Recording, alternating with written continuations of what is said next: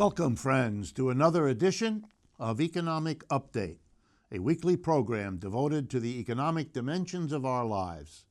Jobs, incomes, debts, our own, those of our kids. I'm your host, Richard Wolff. I've been a professor of economics all my adult life, and I hope that has prepared me well to offer you these insights into what's been going on in our economy over the last week or two. I begin with a story, horrible story in a way, about the arrest and charging of 5 doctors in New York City for taking kickbacks from the producer of a medication that they were paid to prescribe rather more than they might otherwise have done. The reason this gets a lot of attention is because the medication in question is fentanyl, one of the most dangerous of the opioids that are currently accounting for overdose deaths in the many tens of thousands across the United States each year. Arizona-based Insys Therapeutics is the company, and it markets something called Subsys, a spray form of the opioid fentanyl. Effectively, what the New York Times reported last week was that the company paid doctors, quote, speaking fees. They called them a sham, the New York Times did. Speaking fees which went up and were granted in proportion to the number of prescriptions that the doctors wrote. Of course, this is what you get with profit-making companies in the medicine business. In order to make profit, the company needs to sell as much medicine as possible. Since this is a prescription medicine, it means it has to get the doctors to write the prescriptions. So suddenly doctors are whisked off to lovely resorts where they can speak to one another, all of this being paid for with or without fees by a company that makes it clear to the doctors what all of this is for. This is normal in the medical business, which it is, a business, and happens with lots of medications all the time. But when you're dealing with a killer of the sort of fentanyl, you can get in trouble, and that's what happened. Imagine with me, as we think about this, what it would be if we made medicines, not for profit. That is, we didn't have them be a business driven by the notion, let's make more money, which is the guiding notion of capitalist business. We might then have medications produced by organizations that had on them doctors and medical professionals on the one hand, and the consuming public that takes the medications on the other. And that together they would make a decision about what medicines to use, what medicines to prescribe, based on the science and the need, without the intrusion of the profit. And let me drive the point home, because medicine companies like to justify the enormous profits they earn, even enormous in relationship to other capitalist businesses. They justify it often by saying, well, we have to charge these high prices and make these big profits in order to pay for the research that produces medicines. Well, 2 things. 1, often that research is, to be blunt, bogus. It's not research on a new medicine. It's often research on how you can make a medicine different enough from an existing powerhouse drug so that you can get a patent for it. It's a little bit different, and yet you can sell it as a competitor. This isn't developing a new medicine. This is developing a profit-making strategy. Calling that research and development is an attempt to fool the public into thinking they have to pay these wild prices for medications in order to get medicines produced. Would be a far better and cheaper arrangement to let universities and research outfits have government or other kinds of funding to produce new medications for those diseases we need most, rather than letting the profit motive dictate. It's a wonderful example of what the costs of capitalism are. My next update has to do with a little statistic. Between 2009 and 2016, roughly the presidency of Obama, the federal government's deficits fell straight line down across those years. This is sort of interesting because Democrats are usually accused of being budget-busting deficit creators, whereas Obama wasn't. It's doubly interesting because Obama was president at a time of enormous economic stress when you would think the government tries to help out and might legitimately be thought to run a deficit. But instead, Obama's government ran fewer and fewer deficits. Next point. With Mr. Trump, the deficits are going back up, and they are predicted to go sharply up over the next several years. What's the significance of declining deficits with a Democrat and rising deficits with a Republican? Well, if you read the mass media, you get the idea, oh, isn't it odd that the one party that's normally against deficits is now running them, and the party that normally says it's okay is now cutting them?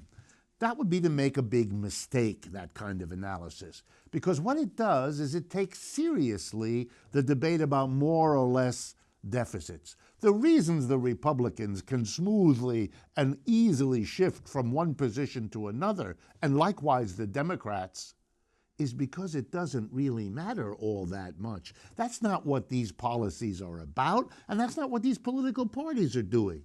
What the job of both parties is to manage capitalism, to make it run as smoothly as possible. The difference between the Republicans and Democrats is the Republicans want to run it bald-facedly for the people who run the society, the richest, the most secure, and they really pander to them. The Democrats pander to the same folks, but they know the system is more secure if those at the top share at least a little with the rest of the population to avoid the whole game coming to a screeching halt.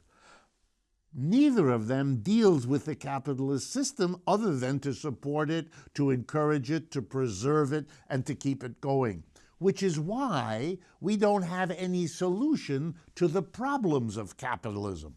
The fundamental instability of the system, its cycles, its bouncing up and down, such as it did so catastrophically in 2008. And likewise, we have no resolution to the problem of the growing inequality that capitalism breeds. Of course, both the Republicans and Democrats say they are for stability and they are for less inequality, but because they don't deal with the system, they both preside over worsening situations in both areas. So let's not worry about the details of up and down deficits.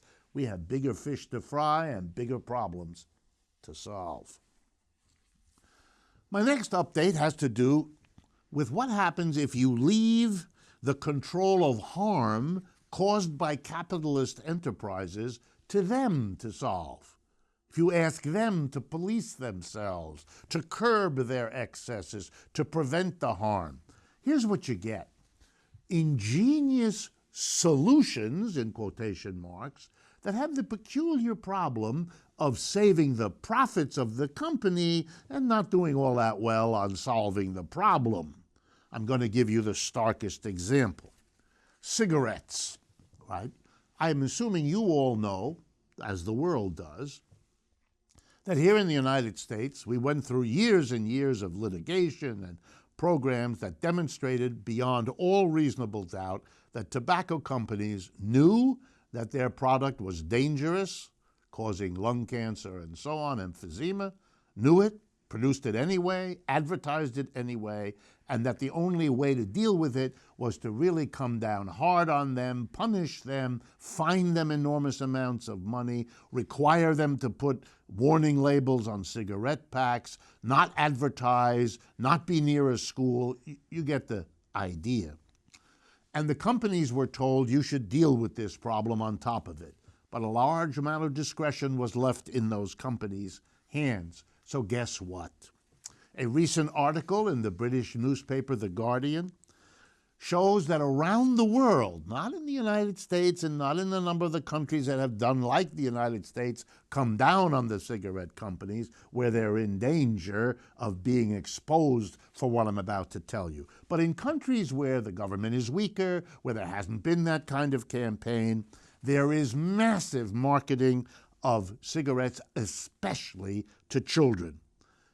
And that's what the Guardian went around the world to document and did a really fine piece of work this last week. Here are some of the things the cigarette companies have done. And here, for example, is where their research and development is focused. Massive ads and store placements where children shop, in or near candy stores. It's extraordinary, the research. There's a vast program of marketing single cigarettes because children don't have enough money to buy a pack. So it's a big expansion of the sale of cigarettes by the individual piece. Here's one that caught me unawares. Colorful branding. Cigarette papers in various colors mimicking children themes. And here's the one that really knocked me. Multi-flavored cigarettes. That's right, cigarettes that have been infused with chocolate and strawberry and vanilla. Every one of the major cigarette companies talks about their commitment for children and not advertising to them. But the reality exposed by The Guardian shows that if you leave the solution of the harm done by capitalist enterprises to them, they will avoid dealing with the problem while they protect their profits. Let me give you a second example, also drawn from the cigarette industry. One of the things it touts as its great step forward was the development of e-cigarettes, or vapor or vaping cigarettes. But a recent study released this last week at the Dartmouth College Norton Cotton Cancer Center shows that the number of people weaned off of cigarettes and shifting to the vaping cigarettes is much, much smaller than the number, particularly of young people who are hooked onto cigarette smoking by smoking those e-cigarettes, those vapor cigarettes. The evidence suggests that the vapor cigarettes are less dangerous for you. That's a good step. But of course, by hooking large numbers of people on the e-cigarette, you continue to sell the tobacco, which is what the company makes its money on.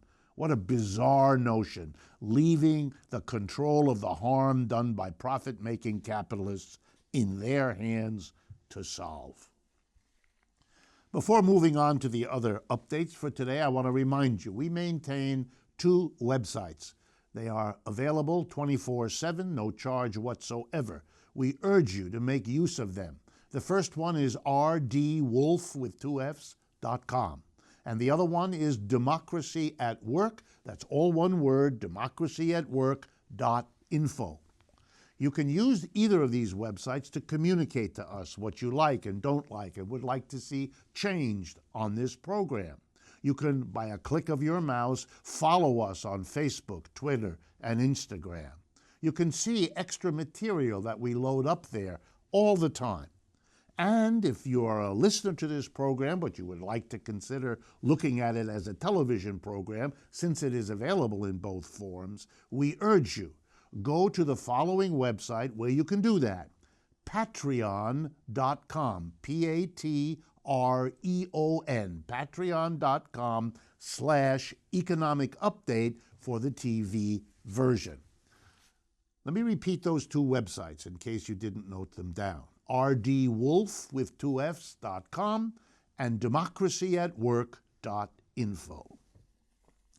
Our next economic update has to do with a huge case coming up before the U.S. Court of Appeals for the Ninth Circuit.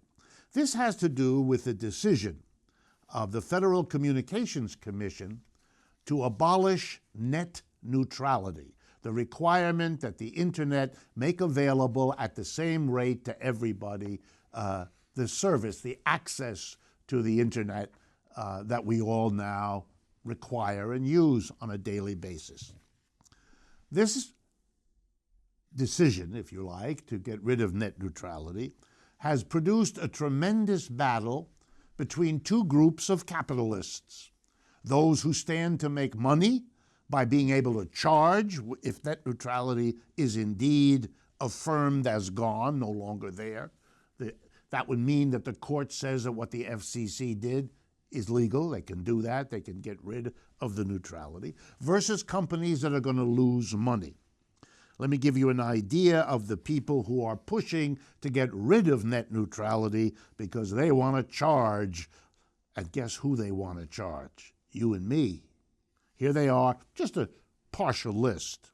AT&T, Verizon, T-Mobile, Sprint. Okay, Comcast, Charter, Cox, and Altice. These are the internet providers that are in the associations pushing to get rid of net neutrality. On the other side, pushing to keep it so that we can't be charged this money, are the attorneys general of 22 states in the United States, but notice that's a minority of the states in this country, and a variety of consumer advocacy groups, and a few big tech companies that understand, like Amazon, Google, Facebook, Netflix, and others, that making it more expensive for us to get at the internet will mean we lose it and use it less. But here's what I want to drive home. Here we are, the public, for whom these institutions supposedly exist, the internet, so we can communicate with one another better, so that we can find out about important issues better. We are going to be faced with fees that are going to be fought out between two groups of contesting capitalists. Makes you wonder, who runs this system? The people, the vast majority, who need it to work for them, or the very small number of people who profit off of how the system works? Well, the question answers itself.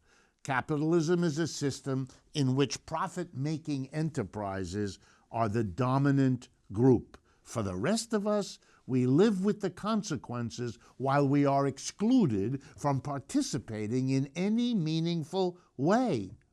On the one hand, huge corporations with vast resources to throw into this. On the other hand, consumer advocacy groups who go around having bake sales to collect a very small amount of money, which can't compete since it's all going to be decided by one warring group of companies on one hand and another warring on the other. Extraordinary way to organize an economy, don't you think? Next, I want to turn to Germany for our update. The German city of Essen, E-S-S-E-N, got into the news last week when a local food bank, which serves 6,000 people per week in this modest-sized German city, this food bank distributes leftover or discarded food from restaurants and grocery stores. It made the decision, and that's why they got the publicity, to stop giving food to non-German citizens. In other words, your need didn't determine whether you got food, your nationality did. Whoa, what do you say about that? Not exactly your Christian values, you might think, but we'll put that one aside. One critic of this decision, Sarah Wagenknecht of the Left Party in Germany, asked, quote, "In a country as rich as Germany, are we arguing about who gets leftover groceries?" And the answer is, yes, exactly. That's what you're arguing over. And why is this happening? Because there have been cuts in all kinds of social supports, social services, welfare programs. And why is that happening in the rich country of Germany? Well, the answer is the same as why it's happening in the rich countries of Scandinavia, of France, of Italy, and for that matter, Britain, the United States, and so on. Here's the basic story. Capitalism has abandoned those countries. There's more profit to be made by producing in China and India and Brazil, where wages are much lower, and so the capitalists have picked up and gone over there. And that means their interest in the United States or Britain or France or Germany is much reduced. If they're going to have to pay taxes, they're going to pay them in the countries which are on the uptick, where they're making more money, where they see growth. They don't want to pay taxes in the country from which they are departing. So they don't pay taxes, and they join movements, and they pay for movements to cut back on taxes. So governments don't have enough money, and so the good people of Essen, Germany, have to exclude starving people who don't have a German citizenship.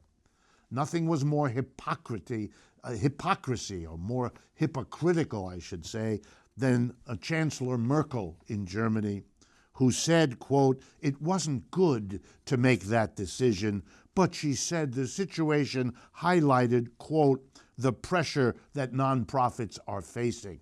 Let's be honest, which she isn't. The pressure is, as capitalism moves east, paying lower wages brings much more wealth to the people who own those businesses, who remain Americans, British, Germans, and so on. They're making more profits because they're paying lower wages in China than they used to pay in Germany. They don't want to give up any of the extra wages to deal with the consequences of moving. So they're going to take it out on the poorest of the poor, shifting the burden of capitalism's new direction by making those at the bottom pick up the cost. My next economic update also highlights something that we've talked about on this program before. It has to do with an economics element, of the struggle between Donald Trump on the one hand and Stormy Daniels on the other. For those of you not familiar with Stormy Daniels, I'm not going to discuss that, since I can't imagine there are too many of you who don't know what I'm talking about. Stormy Daniels signed an agreement, apparently with agents of Mr. Trump, including his personal lawyer, not to discuss the details of a love affair she says she had with the president some years ago. Over the last week or two, Mr. Trump has in turn decided to sue Stormy Daniels for 20 counts of damaging him by breaching such a non-disclosure agreement. The press picked up that the tactic here is a familiar one in American law. Somebody sues you, whether you're guilty or not to be determined, but the way you defeat them is by countersuing, because then you got two kinds of cases, and the winner tends to be the one who can afford the best and the largest law firm to do the work to win the case. In other words, it ceases being about facts and justice and becomes about who's got more money. A porn actress, Stormy Daniels, or the President of the United States? You guessed the outcome. It's a kind of a reminder of what the O.J. Simpson case kind of showed us, too. Money plays an inordinate role. If you allow a capitalist system to produce gross inequality, it's naive to imagine that that inequality will not find its way into the legal system and make the outcomes reflect the money and not the justice of what's going on. According to the Guardian newspaper, particularly of March 16th, there's a new law in the United Kingdom and Britain that mandates the reporting of the pay that is given to men versus women and to different layers of the society, particularly top executives. We don't have that law in the United States, or at least not yet. And the results are really interesting, and I wanted to present them to you. First, for Great Britain, and these are the numbers for the year 2015 and 2016. So it's very recent. Listen to these numbers as to the gender difference. In those years, 618,000 men in Britain earned over $140,000 a year. Let me do that again. Roughly 600,000 men earned over 140,000. How many women earned over 140,000? 179,000. Do you understand? 3 times the number of men earn those high salaries than the number of women. Let's go even higher. How many men and women in England earned over £1 million, that's the British currency, per year? That would be over $1.4 million a year. 17,000 men in Britain earn that much. 2,000 women do. In other words, all the discussion of gender equalization, all the discussion of ending gender and sex discrimination has not gone very far in capitalist Britain, and sadly this is all too typical. I'm bringing you the British numbers not because they're worse than anybody else or better, but because they're typical and we know them. Other countries, we don't have them quite yet. On average, women in Britain get 25%, a quarter less than men. Finally, on this same point, The Guardian did a calculation based as best it could on the available statistics on how men and women do when it comes to sharing or facing, let's call it, their income situations. The United States ranks 13th. In other words, there are 12 other countries where the ratio of men and women is closer to equal than the United States. Britain is slightly worse than the United States, but roughly the same. I thought you might be interested in the 12 countries that do better, that pay women closer to what they pay men, less inequality. Here's the list of those 12 countries, starting in the most equal and then down, getting closer to the U.S. Here we go. Iceland, Norway, Sweden, New Zealand, Slovenia, Denmark, Finland, Canada, Luxembourg, Switzerland, Poland, and Belgium all pay people more equally for their work. We've come to the end of the first half of Economic Update. Please stay with us for the important and interesting interview that is to follow. And please remember that after a short break, we will be right back.